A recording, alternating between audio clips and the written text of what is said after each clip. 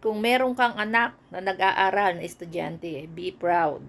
Kasi matalino ang anak mo. Matatalino po ngayon ang mga millennials and Gen Z dahil aware po sila sa nangyayari sa ating politics ngayon. So, 84.4% po. Sa kabuuan po yan, ha? Survey po yan sa buong Pilipinas, nationwide. 84.4% po ang sumasang-ayon na dapat matanggal na si Sara sa kanyang pwesto. Dapat talaga siyang maalis. Dahil mga psychopath po. Psychopath ang pamilya na ito. Sipin niyo, hindi sila naniniwala sa batas, binabastos ang batas, gustong manampal, manuntok ng general, nung magkapatid. Yung isa gustong mamugot ng ulo, nagmumura, nagbabanta. Yung tatay, inaamin na pumatay, nagpapapatay.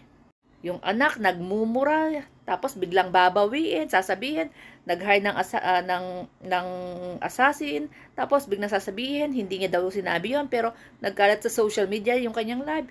Yung tatay naman, nangako na pupunta, magje-jet ski, pero nung nanalo, ano ang sinabi?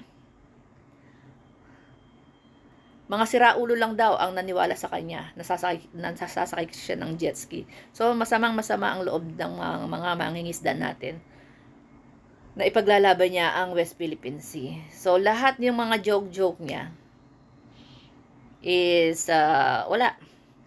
Lahat ng mga sinabi niya, joke lang. Yung pala, ganun pala yun. O, diba? Mga, tapos walang ginawa kundi maghiganti, kada buka ng bibig.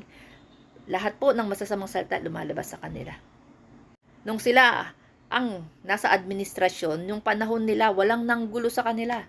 Walang nanggulo sa kanila, hinayaan po sila kahit ipinasok nila ang pogo sa Pilipinas, instead na paunlarin ang ating agrikultura, suportahan ang ating magsasaka.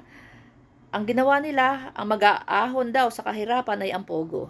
So, pinasok ang pogo, ang mga drug lords, dinala pa sa Malacanang, economic advisor. Ang mga fugitive, pinapasok. Fugitive ng China, pinapasok sa Pilipinas. Binigyan ng birth certificate, na Philippine birth certificate. Binigyan ng Philippine passport. Patayan dito, bumubulagta ang mga kabataan na hindi man lang binigyan ng pagkakataon na magbagong buhay, 17 years old, 19 years old. Maawa ka talaga. No. So, ito po, survey po ito, ha. Hindi ito Pulse Asia na bias. No way. Hindi ako naniniwala sa Pulse Asia.